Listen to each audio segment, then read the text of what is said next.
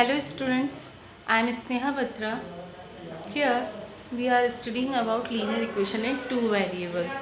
हमारे पास last video में हमने ये डिस्कस किया था कि linear equation in two variables को सॉल्व करने के लिए हमें तीन तरीके के मेथड चाहिए होते हैं. फर्स्ट हमने बताया था सब्स्टिट्यूशन मेथड, देन हमने बताया था कि सेकंड है हमारे पास एलिमिनेशन मेथड, थर्ड कुछ बच्चे कहते हैं क्रिस क्रॉस मेथड, कुछ बच्चे कहते हैं एक्चुअल में नेम है क्रॉस मेथड. हमारी फर्स्ट वीडियो में हम इसे कर चुके हैं, सेकंड वीडियो में हम ये कर चुके हैं. ये हमारा थर्ड पार्ट है जिसमें हम क्रॉस मेथड करने जा रहे हैं. एक्चुअल में इस चैप्टर में मैं आपसे मेनली ये डिस्कस करना चाह रही हूँ कि बच्चों के साथ ये प्रॉब्लम होती है कि मैम हम क्रॉस मेथड में अरेंजमेंट कैसे करें. हम उस अरेंजमेंट को पढ़ने जा रहे हैं. अरेंजमेंट कैसे करना है वो हम आज समझेंगे. बहुत ईजीएस्ट वे है, मस्ती मस्ती में हम सीख लेंगे. देखें कैसे. जैसे सपोज मैं आपको एक स्ट्रक्चर बनाना सिखाऊंगी. वो स्ट्रक्चर अगर आपने एक बार ध्यान से समझ लिया आपको सारे क्वेश्चंस आ जाएंगे. सपोज इक्वेशन नंबर 1 है a1x plus b1y plus c1 is equal to 0. आपको जितनी दूसरी इक्वेशंस थी उसमें मैंने हमेशा वो कहा था c उस तरफ लिखेंगे. इस टाइप के मेथड में आप c को इस तरफ लिखेंगे. आपके पास x का कॉफिशिएंट, y का कॉफिशिएंट एंड कांस्टेंट एक ही तरफ होने चाहिए. Next equation a2x b2y and c2 is equal to 0.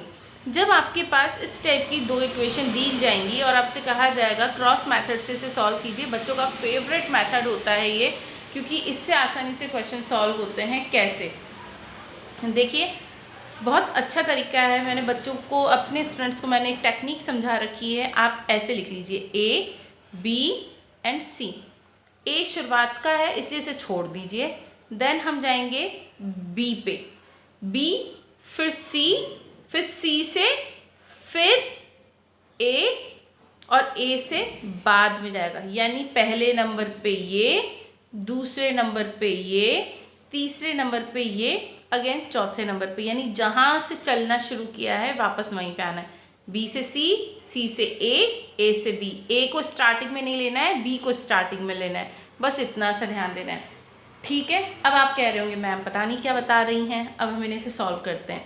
कहने का मतलब है ऊपर आप यहाँ पर कुछ इस तरीके से अरेंजमेंट कीजिए. ये b वाला पार्ट है, a वाले पार्ट को अपने फिंगर से छुपा लीजिए. y के जितने भी कॉफिशिएंट हैं वो आप यहाँ पर लिख लीजिए, b1 b2. देन अब मैंने क्या बोला था, b के बाद किसका नंबर लेना है, c का. तो अब मैं इसे छुपा देती हूँ, c1 c2. ईजी है. अब आप मुझे किस पे आना है, a पर. तो मैं इन दोनों को छुपा देती हूँ. अब मेरे पास क्या है, a1 a2. और हमने चलना कहाँ से शुरू किया था, वापस b पर. तो वापस आ जाएगा b1 b2.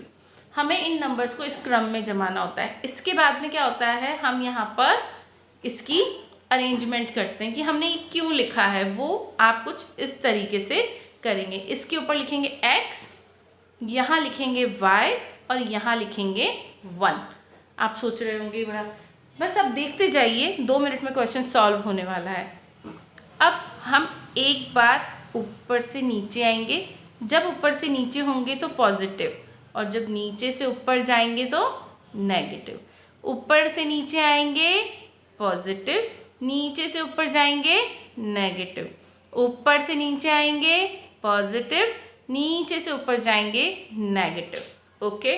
नाउ अब असली काम करना शुरू करते हैं. एक्चुअल में हमने करा क्या है, x लिखा, उसके अपॉन में हमें क्या लिखना है, b1 multiply c2, b1 c2. Then मैंने क्या कहा था, नीचे से ऊपर जाते वक्त माइनस b2 c1, क्योंकि b2 c1 से मल्टीप्लाई हो रहा है. अब फिर मैं इक्वल का साइन लगाऊंगी, इज इक्वल टू y के नीचे ये दोनों बॉक्स थे, c1 a2 minus c2 a1. आसान है ना. और फिर 1 upon a1 b2 minus a2 b1. अब आप कहेंगे इससे कैसे सॉल्व होगा क्वेश्चन। इससे क्वेश्चन इस तरीके से सॉल्व होगा कि जब हम इसको और इससे कंपेयर करेंगे, यानी x अपॉन और 1, तो आप ये कुछ देख लीजिए, कुछ ऐसी सिचुएशन आएगी। मैं इसका लिख लेती हूँ b1c2 माइनस b2c1, और यहाँ पर क्या है 1 upon a1 b2 minus a2 b1। तो यहाँ पर x की वैल्यू कितनी आ जाएगी। अभी आपको दिखने में बड़ा डेंजरस लग रहा होगा, आप सोचोगे ओ माय गॉड ये तो बहुत टफेस्ट मेथड है, और मेरा एक्सपीरियंस है ये मेथड मेरे सभी स्टूडेंट्स का फेवरेट मेथड है। रीज़न इज़ दैट क्योंकि ये बहुत छोटे छोटे नंबर होते हैं, इन्हें जमाना बहुत आसान होता है, बस हमें बेसिक समझना है कि हम नंबर को कैसे जमाना है।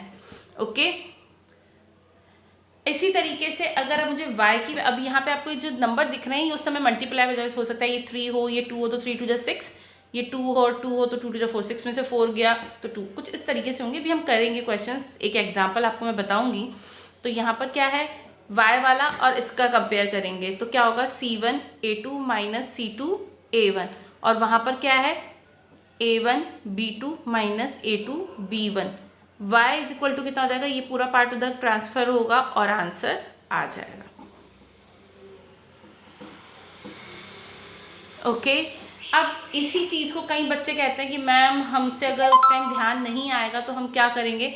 मैंने बच्चों को एक तरीका ये भी सिखा रखा है, वो आपको इक्वेशन का क्वेश्चन करते हुए दिखाएंगे। वापस मैं आपको समझा दूँ, इक्वेशन इस तरीके से होंगी। फर्स्ट इंपॉर्टेंट बात ये ध्यान रखनी है कि सी वाला पार्ट यानी कांस्टेंट पार्ट इस तरफ होना चाहिए, फिर आप एक तरफ लिख लीजिए ए बी सी, पहले बी को लेना है, बस इतना सा ध्यान रखिएगा। दूसरी इंपॉर्टेंट चीज़, ए को स्टार्टिंग होते हुए भी ना लेना है, B C A and again B, यानी बी से शुरू होगा, फिर सी वाले नंबर, फिर ए वाले, फिर अगेन बी वाले। हमने वो जमा दिए, उनके ऊपर एक्स वाई जेड, यहाँ पे कुछ नंबर्स होंगे, उन नंबर्स को, यहाँ वाले नंबर्स को इससे मल्टीप्लाई करना है, माइनस इधर वाले से ऊपर। एक बार ऊपर वाले से नीचे वाले को एक तरह से क्रॉस मल्टीप्लाई टाइप हो रहा है, पहले इसे इससे मल्टीप्लाई, माइनस ये वाला इससे, ये वाला इससे मल्टीप्लाई होगा, देन माइनस ये, और फिर हम उन दो को कंपेयर कर लेंगे। अब इसके एग्जाम्पल आपको जो बताने हैं वो मैं बताने जा रही हूँ बहुत ईजीएस्ट मैथड में।